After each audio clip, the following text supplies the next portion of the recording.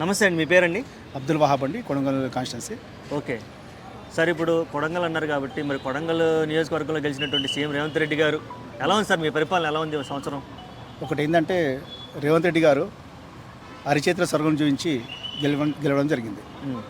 ప్రత్యేకంగా చూస్తే ఆయన వచ్చిన కాడి నుండి ఆయన మొత్తము అరాచకం సృష్టిస్తున్నాడు, కానీ ఎటువంటి ప్రజలకు లాభం ఈ పని చేస్తారు.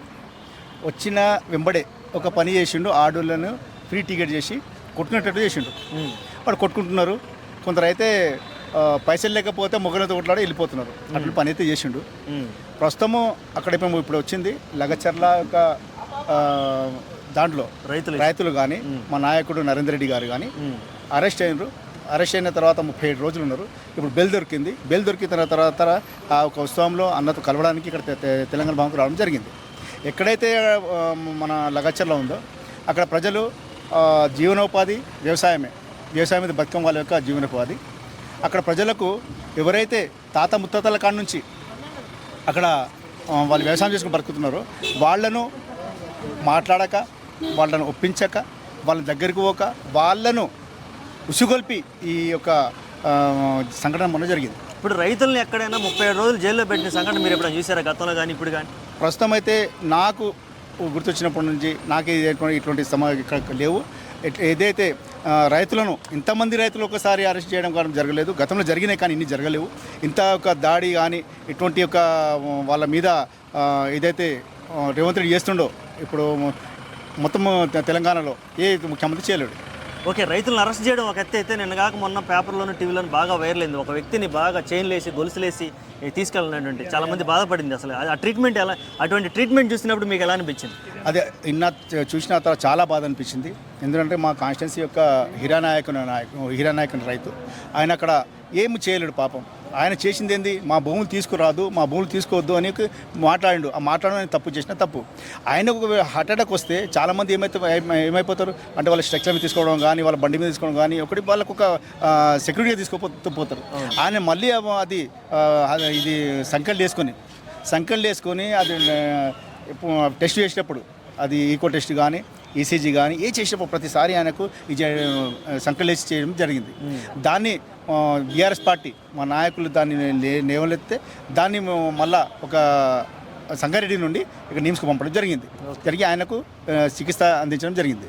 ఓకే, ఇక రీసెంట్గా చూస్తే రాష్ట్రంలో పెద్ద ట్రెండ్ నడుస్తుంది. అరెస్టుల పర్వం చూస్తూనే ఉన్నాం. ఒకవైపు అల్లు అర్జున్, ఒకవైపు మళ్ళీ రేపు కేటీఆర్ గారిని అరెస్ట్ చేస్తామంటున్నారు. ఆల్రెడీ రైతులను అరెస్ట్ చేశారు. ఈ అరెస్టుల పర్వం అనేది ఎలా చూస్తారంటారు? కేటీఆర్ గారిని ఈ ఫార్మర్ రేసులో ఏదో అవకతవకలు జరిగాయి, మేము అరెస్ట్ చేస్తామంటున్నారు. కేటీఆర్ గారు ఆయన ఈ రేస్లో ఏదైతే ఆయన మీద అభియోగం లేపిండో ప్రెస్ మీట్ పెట్టి మరీ దాని గురించి వివరించడం జరిగింది. మొత్తం తెలంగాణ సమాజం మొత్తం చూసింది, ప్రతి ఒక్కరు దాన్ని చూశారు. ఈ రేవంత్ రెడ్డి ఆ కేటీఆర్ను, హరీష్ అన్నను, కవితక్కను ఇలా చూస్తే ఉచ్చవోసుకుంటున్నాడు. ఎందుకంటే ఇప్పుడు నాకు రాజకీయ అవగాహన వచ్చిన కాడి నుండి ఇటువంటి ప్రతిపక్షము ఎప్పుడు లేదు. ప్రతిపక్షం ఇంత డామినేట్గా ఇక్కడ లేదు. ఎప్పుడైతే అధికార పక్షం డామినేట్గా ఉంటుంది, కానీ ప్రతిపక్షం అక్కడ ప్రజల తరపున హైడ్రాలో కానీ ఏ విషయంలో కానీ ప్రతి విషయాన్ని కొట్లాడుతున్నారు. వాళ్ళని ఎక్కడ ఊపిరాడుకొని చేసే పరిస్థితి ఉన్నది. ఆ పరిస్థితుల్లో ఎక్కడ ఇది కాకుండా కేటీఆర్ గారిని ఒక ప్లాన్తో ఈయనను లోపటేస్తే ఈయన ఆగుతాడు, ఈయన ఇది చేస్తాడని ఒక ఇదే, కానీ అది ఫాల్స్ కేసు. అని ఫాల్స్ కేసు ఎన్నైనా పెట్టవచ్చు, ఇంతకుముందు పెడతా పోతుంటాడు, ఏ లోపటేసే ప్రయత్నం నడుస్తుంది. కానీ ప్రజలు సమయం వచ్చి తగిన బుద్ధి చెప్తారు. ఓకే, సంవత్సరంలో జరిగిన మార్పులు కనుక గమనిస్తే పేర్లు మారినవి తప్పితే ప్రజల జీవితాల్లో ఏం మార్పు రాలేదంటున్నారు. ఒకటి ఏంటంటే మొట్టమొదటిగా ఆయన మన రాష్ట్ర చిహ్నాన్ని మార్చే ప్రయత్నం చేసిండు. మేధావులు అందరూ దాని మీద గళం ఇప్పడం జరిగింది. ఇంటికి జరిగిండు. తగ్గిన తర్వాత ఆర్టీసీ యొక్క లోగో మార్చిండు. దాంట్లోకి వెళ్ళి ఒక భిన్నత్వంలో ఏకత్వం, భారతదేశ భిన్నత్వంలో ఔన్నత్యం, భారత ఏకత్వం అన్నట్లు అక్కడ వరంగల్ ఒక స్తూపం, ఒకటి మన చార్మినార్ ఒక ఇది దాంట్లో ఉంది. దాంట్లో పెట్టి అందరు కలిసేటట్లు, హిందూ ముస్లిం అందరు కలిసేటట్లు ఒక ఇది వచ్చేటట్లు, మెసేజ్ పోయేటట్లు ఆ చిహ్నాన్ని చేసిండు మన కేసీఆర్ గారు. దాన్ని ఈయన కావాలని ఈయనకి ఏం వస్తుందో, ఎందుకు ఇది అట్లా చేస్తుండో అంటే నేను కేసీఆర్ గారు చేసిన ఆనవాళ్ళు నేను చెడుపుతా అంటాను ఒక ఇది కంకణం పట్టుకొని చెప్తున్నాడు. కానీ ఈ రేవంత్ రెడ్డికి తెలియాలి ఒక విషయం, నీవు ఆనవాళ్ళు తెరపాలంటే మళ్ళీ మనము ఉమ్మడి రాష్ట్రంలో పోవాల్సిందే. ఓకే. ఎందుకంటే కేసీఆర్ గారు కదా తెలంగాణ తీసుకొచ్చింది. తెలంగాణ కోసం పాల్పడిన కేసీఆర్ గారు కదా. కేసీఆర్ గారి యొక్క దీక్ష ఫలితమే, కేసీఆర్ గారి యొక్క కృషి ఫలితమే తెలంగాణ చూడగలుగుతున్నాం మనం. తెలంగాణ వస్తుంది. ప్రతిదీ కేసీఆర్ గారు ఏదైతే చేసినారో ఆయన ఇది లేడు, ఈయన ఇది అయిపోతాడు కానీ భూస్థాపన ఎక్కడ వెళ్ళిపోతారు కానీ కేసీఆర్ ఇటువంటి ఆనవాళ్ళు చెప్పే ఈయనకు ఇది శక్తి మాత్రం లేదు. ఓకే, అంటే పథకాల గురించి ప్రశ్నించకుండా వాటి యొక్క ఆలోచన రాకుండా ఈ డైవర్షన్ పాలిటిక్సా అనేది ఒక క్వశ్చన్ మార్క్. తప్పకుండా ఇది డైవర్షన్ పాలిటిక్స్. ఆయన నేను ముఖ్యమంత్రి అవుతానని అనుకోలేదు.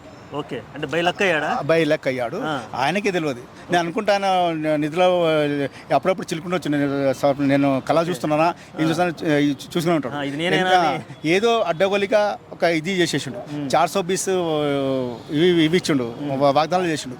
దాంట్లో మైనార్టీలకు 22 వాగ్దానాలు చేసిండు. మైనార్టీలకు అరిచేత స్వర్గం చేయించిండు. ఈరోజు మైనార్టీలకు ఇప్పుడు నాకు తెలిసిన కాడ నుండి మన అసెంబ్లీ అంటే స్వాతంత్రం తర్వాత ఎక్కడైతే మన రాష్ట్ర ప్రభుత్వం ఏర్పడ్డదో, ఉమ్మడి రాష్ట్రం ఉన్నప్పుడు కూడా మొదటిసారి ఏ క్యాబినెట్ ఏర్పడ్డా కూడా దానికి కంపల్సరీ మైనార్టీ ముస్లిం ఉండేవాడు. కానీ మొదటిసారి ఇది మైనార్టీ ముస్లిం లేకుండా చేసిండు. ఈ రేవంత్ రెడ్డి ఎలక్షన్లకు ముందు నేను 2 మినిస్టర్లు ఇస్తాను, ఉన్న ఒక మినిస్టర్కి ఇవ్వలేదు.